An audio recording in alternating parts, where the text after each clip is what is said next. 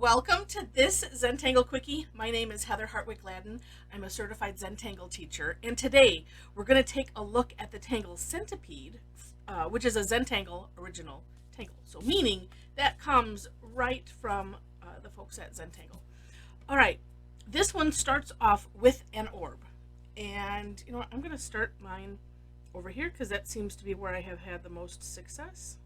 I don't know why, but just a nice orb.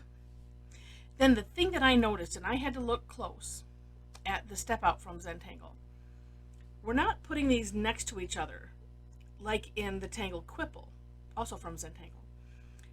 We're auraing a little bit, and so not having them butt together, not having them. My first thought was, oh, I could do like this if you can watch my air drawing, where I'm drawing with a hollow bow concept, and so drawing another orb behind this one. But no, we're going to carefully make a little aura, right, and then continue the orb. They always end up bigger, but you know, this is Zentangle and we don't worry about it. There they end up looking like jelly beans.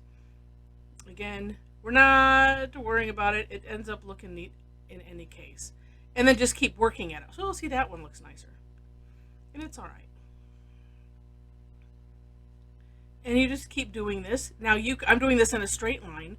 You could, you know, here we'll just we'll tilt the end a little bit.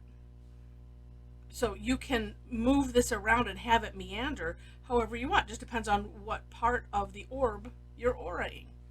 All right, next step. We're just going to put some little straight lines. They can be, you know, 3/4, you know, not sort of filling the space, but that's an up to you type of thing. And if you have them curve, I would have those the straight lines curve along with it, because that will help to accentuate what you've done.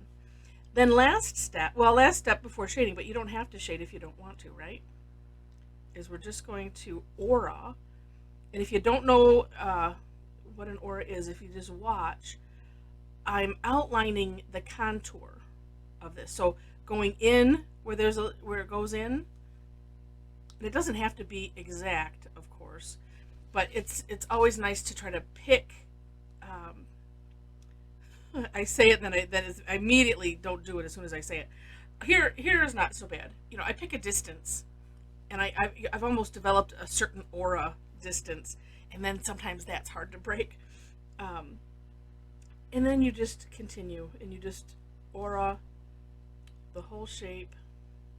The aura technique is also a nice way to finish off a tangle sometimes. Depends on the tangle, but sometimes I've done an aura around the whole whatever I'm doing, and it's just like, oh my goodness, it just needed that, but you don't know until you try. And there we have Centipede. Now, one way to shade this is just putting some graphite kind of on the bottom.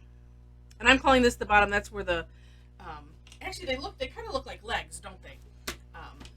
Where they're, you know, coming out of the bottom. And I'm going to flip this over so it's a little easier to shade. This also adds some continuity. Let's see, hold on a second. Let me lower this brightness here.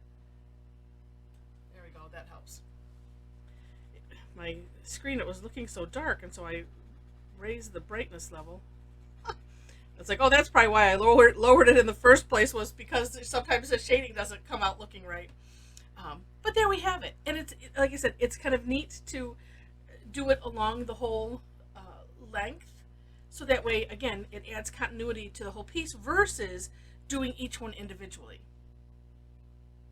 So it's a neat tangle, quick and easy. Sometimes we just need those things. And so here's what I'm picturing. And I like to have themes when I do a Zentangle tile. And so maybe my theme is, you know, either flowery or organic. And I'm thinking, oh, wouldn't that be just so cute, you know, in and amongst, you know, the tangle flowers and you know, the tangle organics. So really fun tangle. Glad I haven't I'd seen it for a long time, hadn't really given it a try or put it in anything, but now I am. So I hope you enjoyed this, and if you did, make sure to check out the description section for the step outs as well as ways to connect with me. I do both classes that are free and classes that you pay for, and information for that is on my website, of course.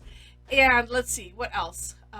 Oh, well, if you liked it, would love to have a thumbs up on the video, and feel free to share it with your friends. And also, if you like it enough to see more and you haven't subscribed yet to my channel, it would be an honor if you signed up. Signed up isn't the right word. Just click subscribe, and then make sure to check your notifications, because if you're like me, you don't like things popping up on your phone all the time. Make sure to set it so the way you want it, because I do post every day, at least one of these little quickie videos. So with that, thanks so much for watching, and I wish you happy tangling.